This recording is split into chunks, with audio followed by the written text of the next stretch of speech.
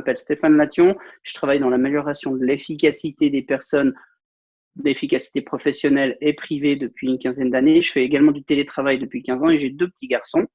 Sur ces PowerPoint, vous trouverez tout ce qu'il faut pour me contacter. N'hésitez pas, je serai ravi de répondre à vos questions si vous en avez.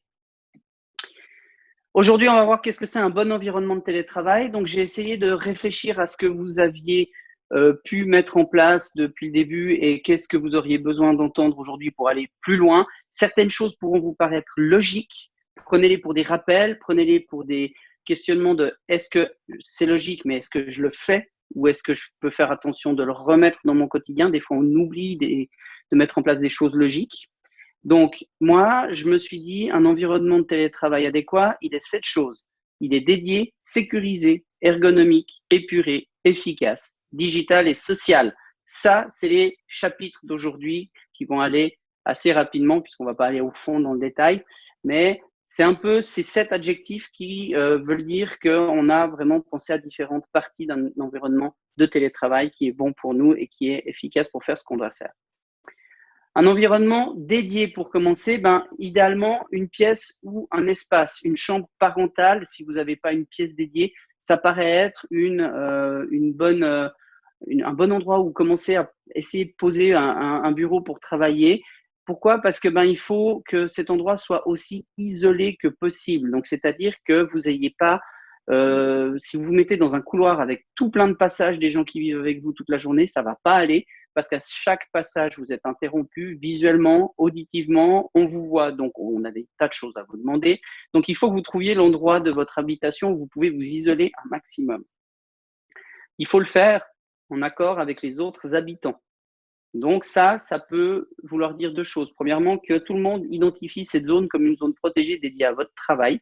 C'est pas un endroit où quand vous revenez le lendemain matin sur l'ordinateur, il y a toute la pile de linge à plier et puis sur le côté, il y a les courses et puis il y a les dessins et puis les choses dont on ne sait pas quoi faire. C'est un environnement qui doit être protégé, qui ne sert idéalement qu'à ça. Et ça peut vous amener à repenser les espaces de votre habitation avec les gens qui habitent chez vous. Il faut que ce soit propice à la concentration. Donc, idéalement, aussi peu d'interruptions que possible. Je l'ai tracé pour bien montrer que les interruptions ne sont jamais positives, mais je sais bien aussi que 0 interruption, ce ne sera pas possible. Pour éviter un maximum d'interruptions, il vous faut éviter un maximum de distracteurs visuels. Donc, c'est-à-dire que si vous avez le salon en face de vous, vous allez voir tout ce qui se passe. À chaque fois que quelqu'un passe, on perd sa concentration. À chaque fois qu'il y a un bruit, on perd sa concentration. Donc, cet environnement dédié doit être un environnement qui ressemble à votre bureau, comme au bureau. Idéalement, c'est un espace qui ne sert qu'à travailler, où on met l'ordinateur, les dossiers, la petite bouteille d'eau pour ne pas oublier de s'hydrater, notre petit calepin, etc., etc. Mais c'est quelque chose qui ne sert qu'à ça. Il faut un environnement sécurisé. Alors, je ne sais pas si vous le voyez, mais normalement, l'ordinateur qui est en photo, il est blanc.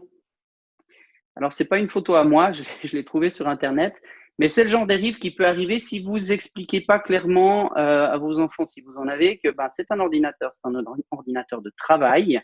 Et même si vous êtes derrière un écran et que vous avez des enfants qui ne savent pas lire et qui ne savent pas vraiment ce que vous êtes en train de faire, vous êtes en train de travailler.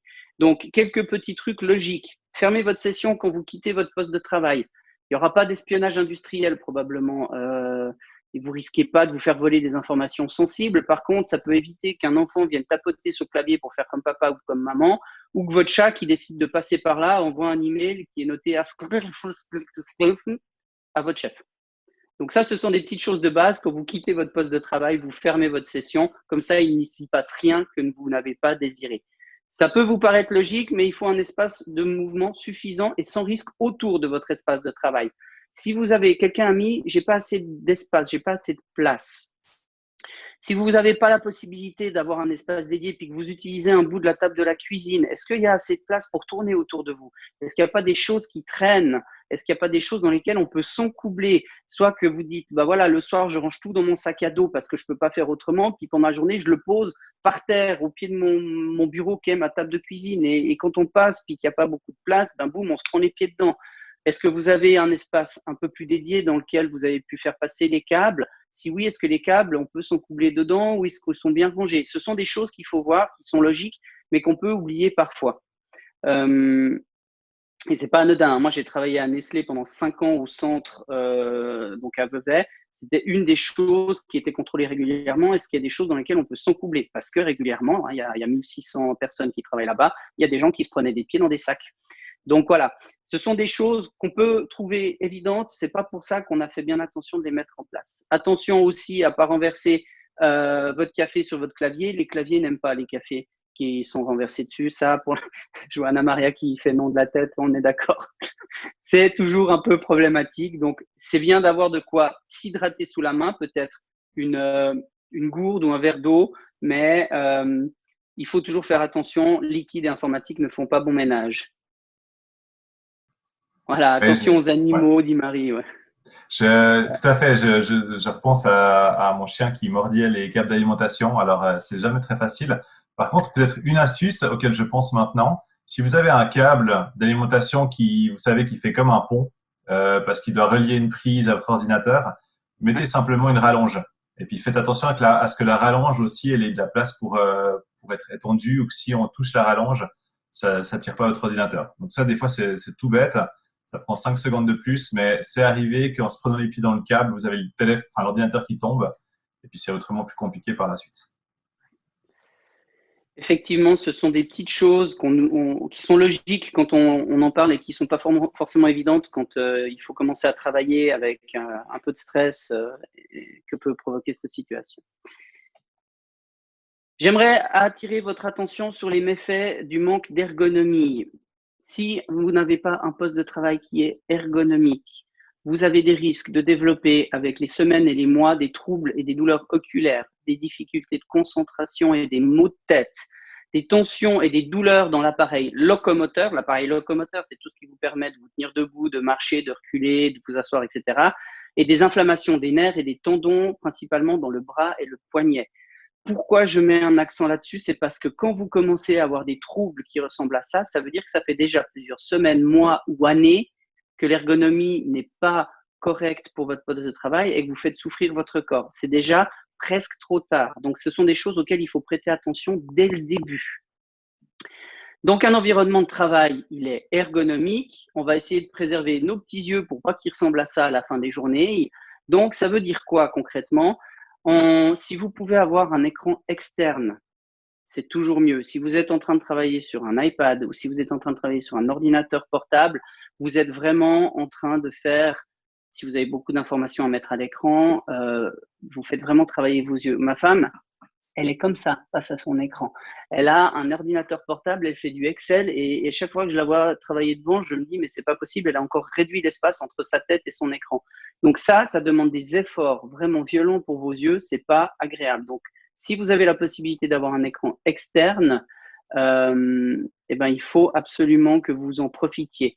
Vous le placez de manière à avoir un bon éclairage. Un bon éclairage, ça veut dire quoi? Lumière latérale qui vient de côté donc, qui vous évite d'avoir des éblouissements et des reflets. Parce que ça aussi, ce sont des choses qui sont compliquées pour les yeux. Et si vous travaillez 8 heures dans une journée, de demander des exercices compliqués pour les yeux, à la fin de la journée, vous avez un bon gros mal de tête et puis qu'une seule envie, c'est d'aller vous coucher. Si vous pouvez avoir une vue sur l'extérieur, c'est top. Pourquoi ici aussi? Parce que de regarder à courte focale entre vous et votre écran, ça met vos yeux justement sur la focale adéquate. Si vous regardez dehors à un moment donné, je me tourne par là, la fenêtre elle est par là chez moi, vos yeux, ils voient au loin, ils voient une lumière différente, ils travaillent différemment et ça vous fait changer la focale de vos yeux et c'est une bonne chose. On a beaucoup plus de jeunes adultes actuellement qui souffrent de myopie parce qu'ils ont beaucoup plus passé de temps devant les écrans dans leur enfance. Donc, ils ont eu ce manque de changement de focale. Donc, c'est pas anodin. Ça, c'est pour les yeux. Et puis, pour tout le reste de l'appareil locomoteur qui fait que vous avez des problèmes à peut-être des douleurs de dos, d'épaule, de poignet, ayez un siège ou une table, voire les deux, qui sont réglables en hauteur. Le but, c'est que vous soyez vraiment confortable. Les coudes à hauteur de la table, les pieds à plat sur le sol, le dos droit, les épaules détendues quand vous utilisez le clavier, toutes ces choses qui font que vous êtes dans une bonne position. Idéalement, clavier et souris externe. Je vous encourage à ne pas utiliser le clavier de l'ordinateur portable et je vous encourage encore plus fortement à ne pas vous focaliser sur le trackpad parce que c'est une horreur ergonomique, ces trackpads. Ça va bien si vous êtes nomade un petit peu, mais si vous travaillez 8 heures par jour, c'est compliqué. Et une souris, ça vaut rien. Moi, j'ai ça. C'est une Logitech, ça vaut 30 francs, je l'ai depuis 10 ans. Bon investissement. Un écran à hauteur des yeux, parce que s'il est trop bas, vous avez un problème d'angle avec la nuque. S'il est trop haut, vous avez un problème d'angle avec la nuque. Donc, il faut qu'il soit à bonne hauteur. Là, un petit truc tout simple. Si vous n'avez pas l'ordinateur à la bonne hauteur, vous n'avez pas l'écran à la bonne hauteur, des livres, des gros livres que vous ne relirez pas dans les prochaines semaines, ou un dictionnaire ou une encyclopédie, une boîte à chaussures, n'importe quoi, qui vous permettent de mettre l'ordinateur à la bonne hauteur. Oui, j'interviens aussi là-dessus. C'est vrai que ça paraît évident. Il y a plein de formations, il y a plein de documentations qui ont été données par Unisanté. Donc, n'hésitez pas à faire un tour sur notre site ou directement sur Unisanté. Et puis, c'est pas valable que pour le confinement, ça. Ça veut dire que même quand vous allez retourner à votre poste de travail, si vous êtes sur l'ordinateur portable toute la journée, comme pas mal de gens, même chez nous, les problèmes vont être les mêmes. Donc voilà, n'hésitez vraiment pas justement à soit prendre du matériel externe, soit demander à ce qu'on puisse mettre du matériel qui soit plus ergonomique. Et le problème, c'est qu'une fois que c'est trop tard, c'est trop tard. Vous avez énormément de temps, c'est long pour retrouver une situation normale. Et il y a plein de gens qui ont aussi des problèmes métacarpiens, c'est-à-dire qu'ils sont comme ça toute la journée, d'accord? Donc là aussi, tout ce qui est position de base est hyper important dès le départ.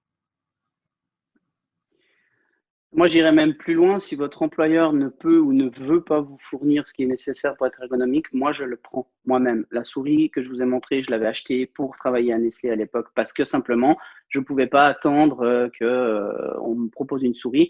C'est quelques dizaines de francs d'investissement, mais qui sur le long terme vous économiseront énormément de problématiques avec votre santé. Donc, ne négligez pas votre santé vraiment.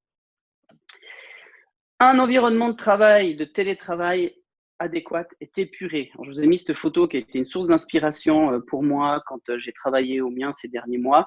On est d'accord que là, on arrive à quelque chose d'extrêmement pensé, d'extrêmement travaillé. On ne sera pas tous dans cette situation-là.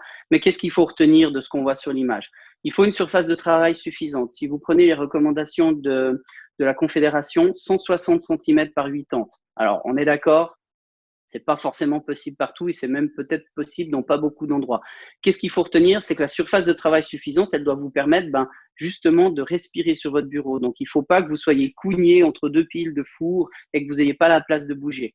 Donc, ce qu'il faut faire, c'est que vous prenez le maximum de surface de travail que vous pouvez et vous désencombrez un maximum. Ça veut dire qu'il faut trouver une place pour chaque chose. C'est le fameux concept de rangement, une place pour chaque chose et chaque chose à sa place. Si vous n'avez pas défini un endroit où ranger les choses de votre travail le soir, ça ne se rangera pas.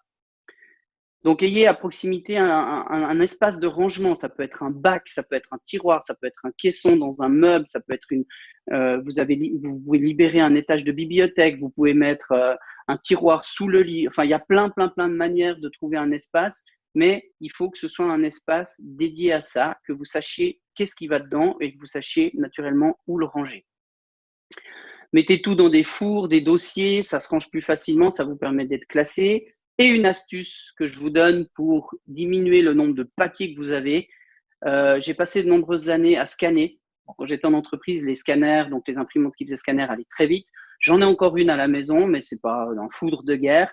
Et je m'énerve même plus avec le scanner de mon imprimante. Je photographie simplement les papiers dont je veux pas garder une trace papier. Je les envoie et je les classe sur mon ordinateur. Simplement. Vous prenez votre téléphone, vous faites photo, photo, photo. Là, vous avez 3 pages A4, c'est fini. Vous les envoyez par email, vous le classez, ça prend pas de temps et vous vous énervez pas à garder du papier en permanence.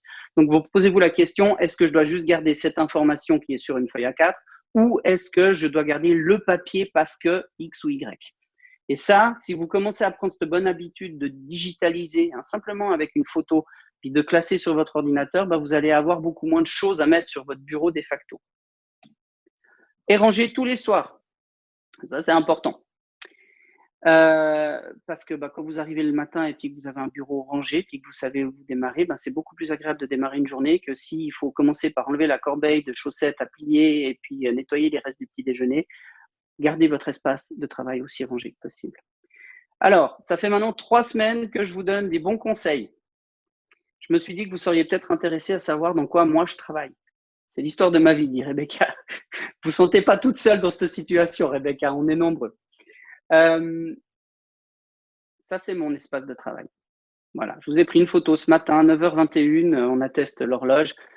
C'est là où j'en suis actuellement. Dans quelques mois, ça aura certainement bougé. Les concepts de base que je vous propose sont là. Et puis, ce qu'on voit, ben voilà, c'est voilà. Vous voyez la petite souris qui est là.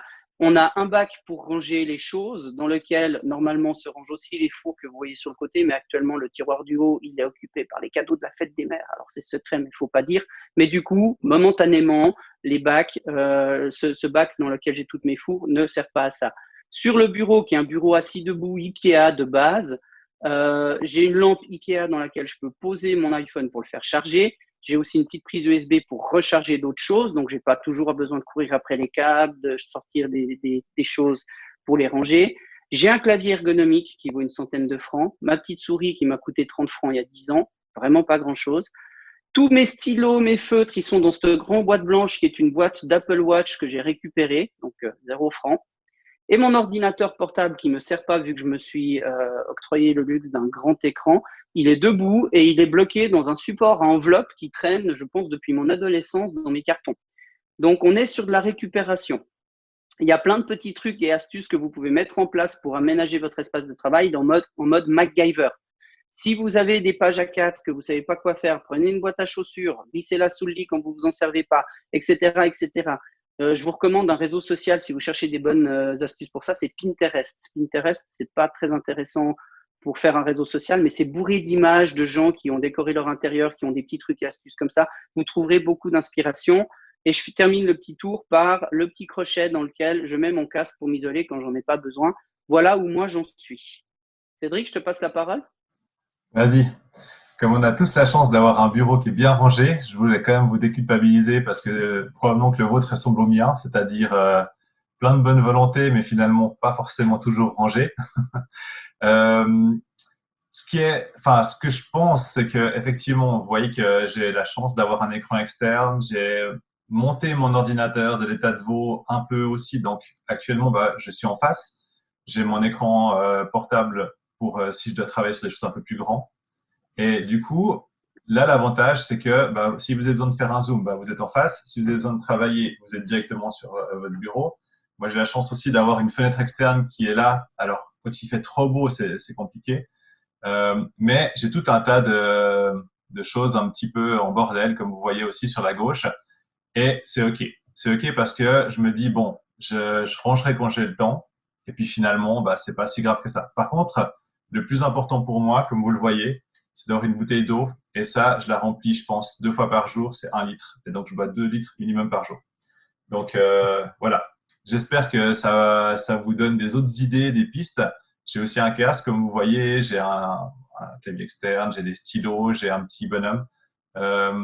C'est pas, enfin, finalement, l'idéal serait de tout ranger, mais c'est pas une catastrophe si vous rangez pas tout. Le but, c'est d'appliquer au fur et à mesure et puis d'améliorer au fur et à mesure. Surtout si vous sentez qu'il y a un truc qui vous dérange, bah, prenez des exemples et puis faites du mieux que vous pouvez. Culpabilisez pas là-dessus, mais faites du mieux que vous pouvez. Oui, merci Cédric. C'est ce que je disais en préambule. Moi, ça fait très longtemps que je télétravaille.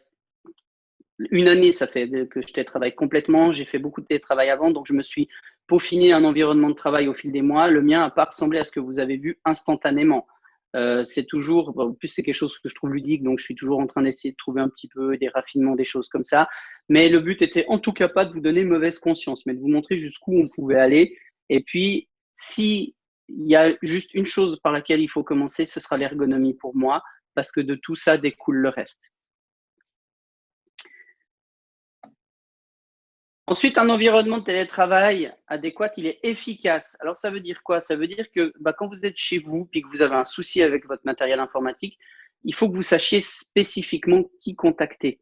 Vous avez probablement un responsable informatique ou un répondant informatique qui pourra vous aider ou une helpline. Il faut que vous soyez clair à qui il faut appeler quand vous avez des problèmes. Peut-être ça peut aussi être un collègue qui est très bon dans l'utilisation d'un logiciel parce que vous n'avez pas forcément un bug technique, mais vous avez quelque chose que vous ne comprenez pas ou qui vous bloque ou vous aimeriez aller plus vite ou de manière plus efficace.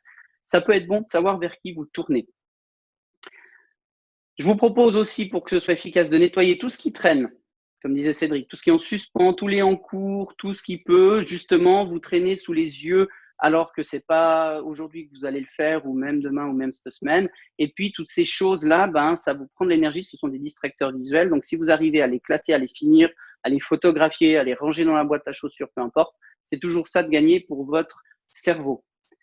Informez-vous aussi des outils disponibles. Vous en avez un certain nombre à disposition à l'état de veau ou dans votre environnement professionnel. Peut-être que vous n'êtes pas au courant de la disponibilité de tous ces outils. Donc, il peut être intéressant de chercher qu'est-ce qui est disponible et qu'est-ce qui peut faire une différence dans votre environnement professionnel. Formez-vous. Alors là, n'attendez pas qu'on vous propose des formations. C'est à vous de prendre les devants. Il y a plein de choses sur Internet. Il y a un site qui s'appelle WikiHow qui vous donne plein de tutoriels. Il y a YouTube qui vous donne plein de choses. Et puis YouTube a même une chaîne qui est celle du CEP dans laquelle vous retrouverez cette capsule, les autres qu'on a fait ensemble et les autres que le CEP met en ligne, ces temps, et etc., etc. Il y a énormément de choses. Si vous avez un problème, prenez de temps en temps un petit moment pour vous dire, OK, comment je peux me former pour ne plus avoir ce problème-là. Apprenez aussi et automatisez les raccourcis clavier. Plus vous arrivez à ne pas utiliser la souris pour les opérations quotidiennes, moins vous faites des allers-retours entre votre clavier et votre souris. Et tout ça, c'est de l'énergie gagnée. Alors, ce n'est pas grand-chose à chaque fois, mais si vous le faites 100, 200, 300 fois par jour, ça fait une vraie différence à la fin de la journée en termes d'énergie, en termes de muscles aussi, en termes de tension que vous pouvez avoir. Donc, les raccourcis clavier, c'est un confort et un gain en efficacité parce que c'est aussi beaucoup plus rapide de faire quelque chose sans devoir aller chercher la souris. Je prends le fameux CTRL-C, CTRL-V que beaucoup de monde connaît. CTRL-C, je copie ce que j'ai sur mon document. CTRL-V, je le colle ailleurs. Il en existe des centaines. Mon truc, c'est qu'il faut les automatiser. Donc, ils deviennent automatiques dans votre cerveau, que vous les sortiez comme une habitude sans vous demander qu'est-ce que vous êtes en train de faire. Pour ce faire, moi, je suis toujours ou presque en train d'en apprendre un nouveau et je le mets juste sur un post-it que je colle sous mon écran. C'est le seul post-it qui est sous mon écran et c'est le petit raccourci que je suis en train d'automatiser pour qu'il sorte comme une habitude, comme un réflexe. Ça, c'est mon petit truc. Assurez-vous d'avoir une bonne connexion Internet. Là, on a beaucoup changé nos habitudes sur l'utilisation d'Internet. Alors, tout le monde utilise Internet, regarde Netflix, faire des visioconférences, on a des caméras en HD. Ça peut parfois être un peu compliqué, ça peut parfois laguer, friser, comme on dit, avoir des écrans qui bougent plus, des connexions qui se coupent. Alors, 2-3 petits trucs pour vous aider dans ces situations-là. Déjà, posez-vous la question, est-ce que vous avez le bon abonnement Internet à la maison ? On est toujours en train d'utiliser de plus en plus de bandes passantes, c'est-à-dire de plus en plus la télévision vous demande de plus en plus de choses. Si vous regardez en HD, vous avez peut-être des enfants qui regardent la télévision ou du Netflix ou etc. Vous utilisez le visio, etc. Donc, est-ce que vous avez la possibilité, peut-être si votre connexion n'est pas super géniale, de vous dire je passe à la connexion Swisscom au-dessus, qui va me coûter 10 ou 20 francs de plus, mais au moins, j'aurai vraiment une bonne connexion Internet, puisque c'est effectivement un des outils principaux de travail que vous avez en télétravail. Si vous avez une bonne connexion, mais que c'est le Wi-Fi qui, des fois, n'est pas top, parce que vous êtes à l'autre bout de l'appartement par rapport à la box Internet, ça peut être un problème. Si vous avez la possibilité, branchez-vous avec un câble Ethernet, c'est un câble réseau qui relie en vrai votre ordinateur à votre box Internet, pardon. Donc ça, c'est possible aussi. Et sinon, vous avez toujours la possibilité de passer sur le débit de votre téléphone. Donc, on a tous un forfait de données sur notre téléphone mobile. Moi, depuis quelques années, je suis passé au mode de données illimité parce qu'effectivement, du coup, j'ai Internet partout où je sois. Mon ordinateur trouve un point Internet avec mon téléphone. Ouais, je mets juste une petite précision en plus. Donc, il y a un raccourci clavier que je pense tout le monde devrait connaître, c'est le CTRL Z. Pensez zut, c'est-à-dire revenir en arrière. Je pense que j'utilise 50 fois par jour celui-là et il m'a sauvé la vie une bonne cinquantaine de fois aussi. Et puis, pour les gens qui sont à l'État, mais je pense que pour beaucoup de gens finalement qui travaillent depuis la maison, vous avez un VPN, en l'occurrence sûrement Pulse, Secure ou quelque chose du style. Souvent, si vous avez des problèmes de connexion et puis que vous devez faire un meeting à plusieurs personnes, déconnectez-vous avant et vous gagnez souvent de la bande passante. Donc, n'hésitez pas à enlever le VPN si vous trouvez que votre connexion n'est pas suffisante ou si ça commence à merdouiller, comme on dit. Ça va sauver la vie de Rebecca. Très bien. Merci Cédric. Votre environnement parfait de télétravail, il n'est pas que physique, il est aussi digital. Dans la mesure du possible, on va éviter d'avoir l'image que vous voyez à l'écran, c'est-à-dire un écran d'ordinateur, un desktop avec des dizaines d'icônes dessus. Moi, je trouve ça absolument anxiogène quand je vois ça. Ces choses-là peuvent être classées hors de la vue, elles n'ont pas à être tout le temps à disposition. Donc ça, c'est quelque chose qu'il faut aussi nettoyer. Et là, les mêmes règles s'appliquent pour le physique et pour le digital, à savoir, il faut épurer les choses. N'ayez sous les yeux que les choses qui vous servent à avancer. Ce qui est classé est classé. Vous ne gardez pas tout sous les yeux en permanence dans votre vie. C'est pareil pour tout ce qui est digital. Enlevez toutes les notifications que vous pouvez enlever. On l'a vu la semaine passée, un email par exemple, c'est un outil à votre service que vous allez consulter quand vous estimez que c'est le bon moment, que ce soit une fois par heure, une fois par jour, c'est vous qui voyez, mais c'est à vous de décider d'aller voir vos emails, c'est pas vos emails qui doivent tout d'un coup faire pop-up, attention, ding ding, un message de ma chef avec marqué urgent en début de titre. Là, vous êtes sûr que ce que vous étiez en train de faire, c'est fini, vous êtes complètement déconcentré. Un espace est aussi rangé quand on parle d'espace digital. Je reprends ce que Cédric disait par rapport au VPN. Tous les logiciels que vous n'êtes pas en train d'utiliser maintenant, il faut les éteindre. Parce que votre ordinateur, lui, il est simplement en train d'utiliser des ressources qui ne servent à rien. Donc, si vous arrivez à ne pas laisser ouvert en permanence ce genre de logiciels dont vous ne vous servez pas, c'est tout ce qui est rangé, la rapidité d'exécution de votre ordinateur. Et ça aussi, ce sont des secondes qui n'ont l'air de rien. Mais toutes les fois où vous arrivez à ne pas faire apparaître le petit sablier sur l'écran parce que votre ordinateur a besoin de 2 secondes, 3 secondes pour changer d'activité, à la fin de la journée, c'est tout ça de gagner, vraiment. Nettoyez votre ordinateur. Ça veut dire quoi? Faites les mises à jour. Alors, je ne sais pas si vous avez le choix ou si elles se font automatiquement. Si ce n'est pas fait automatiquement, assurez-vous d'être à jour. Il y a toujours des patchs de sécurité, il y a toujours des patchs de fonctionnement sur les logiciels. Donc, au jour d'aujourd'hui, c'est plus possible de fonctionner avec un ordinateur qui n'est pas à jour, en tout cas de manière optimum. Archivez votre boîte Outlook. Ça, je sais que c'est un problème qu'on avait beaucoup il y a encore une année ou deux en arrière, où on avait toujours un Outlook avec juste on était à la limite de l'espace disponible. Donc, il faut faire des archives régulièrement de manière à ce que justement, comme pour le desktop, tout ce qui n'est pas nécessaire sous les yeux soit archivé. On peut le retrouver un jour, mais si on n'en a pas besoin, ça ne mange pas de ressources à l'ordinateur. Et puis, archivez vos vieux projets, vos vieux dossiers, tout ce qui est fini, on change loin, quoi. Vous n'avez pas votre veste de ski qui est pendue à l'entrée de votre appartement en plein mois de juillet. Vous la mettez dans une armoire ou dans une boîte jusqu'à l'année suivante, vous voyez. Donc, ça, ce sont des choses pour lesquelles je vous propose de revoir votre organisation de structure de l'information. Ça, c'est une petite graine que je vous envoie. Essayez de faire en sorte que toute votre vie professionnelle soit structurée de la même manière, c'est-à-dire en fonction de vos responsabilités. Vous êtes une professionnelle avec 1, 2, 3 casquettes sur la tête. Vous avez 2, 3 responsabilités, des fois 5, 8. Si vous commencez à considérer que ce sont des grandes catégories dans lesquelles vous voulez ranger tout ce qui va, ça vous permettra de vous structurer de la même manière partout, sur vos dossiers dans l'ordinateur, sur vos dossiers dans Outlook, dans vos fours, dans vos emails, dans vos carnets. Et puis, quand vous êtes structuré de la même manière partout, vous n'avez pas beaucoup de peine à retrouver les informations parce que votre logique, elle est la même, que vous soyez à la maison, que vous soyez dans vos fours, que vous soyez partout.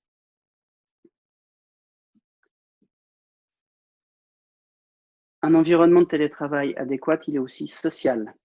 Quand vous regardez un peu la littérature des gens qui télétravaillent depuis très longtemps, ceux qui ne tiennent pas sur le long terme sont ceux qui souffrent de solitude. Là, on n'a pas eu le choix pendant quelques mois, on s'est retrouvés confinés. Alors là, je vous avoue que dès que les enfants vont retourner à l'école, ça va plutôt être samba parce que à un moment donné, la solitude, moi, elle me manque parce que j'ai besoin un peu de me concentrer, etc. Mais il ne faut pas que ça devienne 10 heures par jour si vous n'êtes pas habitué et puis que ça devienne un problème. Donc, gardez un environnement social. Ça veut dire garder des contacts humains réguliers avec les gens.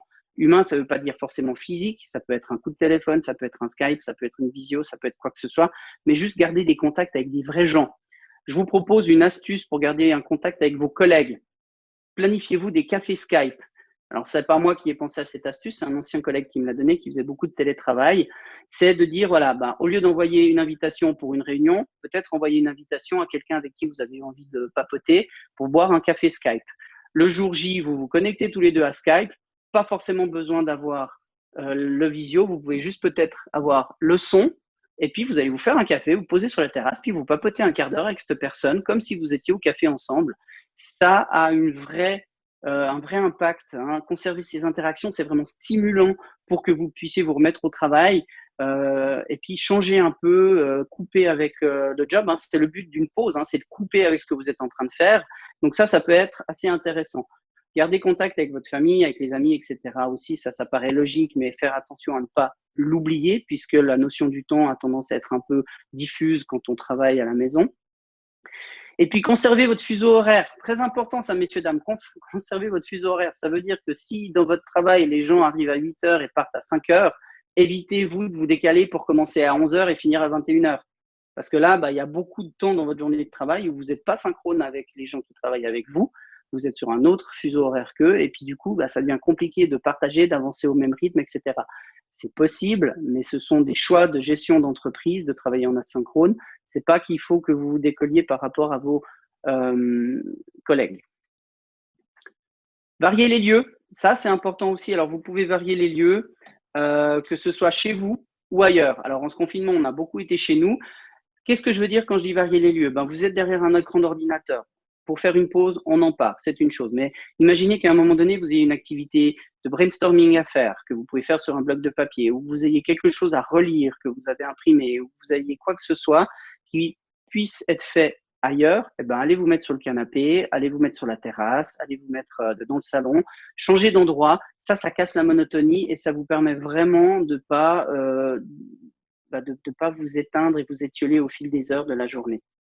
Ailleurs, ça veut dire quoi? Ça veut dire que quand on va avoir la possibilité de retrouver une vie sociale, ça peut être intéressant de prendre votre ordinateur portable et puis d'aller au café en bas de chez vous, juste 1 heure, pour faire une tâche précise, de prendre un café, de changer d'ambiance, d'avoir un peu des gens qui passent devant, tout ce que je vous ai dit de pas faire dans le quotidien, c'est-à-dire un peu de bruit, un peu de distracteurs visuels, un peu d'odeur, un peu de vie quelque part. Mais ça peut être intéressant aussi pour vous rebooster et reprendre de l'énergie, de casser cette monotonie. Faites des pauses, on en a déjà parlé, c'est logique, mais il ne faut pas les sous-estimer. Quoi que ce soit, quoi que vous en fassiez, c'est sans écran. Parce que sinon, ce n'est pas une vraie pause pour votre cerveau qui continue à avoir le même genre d'activité cérébrale. Donc, faites autre chose ailleurs avec d'autres gens, ce que vous voulez, mais sans écran. Alors, j'arrive au bout. On vient de faire 3 capsules ensemble en 3 semaines. J'aimerais juste terminer sur une question dont je n'ai pas la réponse, mais une proposition. C'est de vous poser la question suivante. Quelle place prendra le télétravail à l'avenir? On voit de tout, mais globalement, tout le monde a l'air assez d'accord pour dire qu'il y aura beaucoup plus de télétravail qu'avant. En fonction de l'emploi que vous avez, de l'employeur que vous avez, du chef direct, etc., ça changera. En fonction de ce que vous avez envie de faire aussi, ce ne sera pas forcément la même quantité. Mais posez-vous la question, à l'avenir, quel télétravail je veux faire, quelle place je veux lui laisser dans ma vie ou je souhaite lui laisser dans ma vie. Et donc, c'est peut-être la bonne opportunité pour tout remettre à plat sur la table, faire un reset et puis vous dire, voilà, mon quotidien professionnel, comment je veux le structurer? Qu'est-ce que j'ai appris pendant cette période de confinement? Qu'est-ce que je veux voir perdurer quand on va recommencer à aller au bureau? Qu'est-ce que je veux pas faire?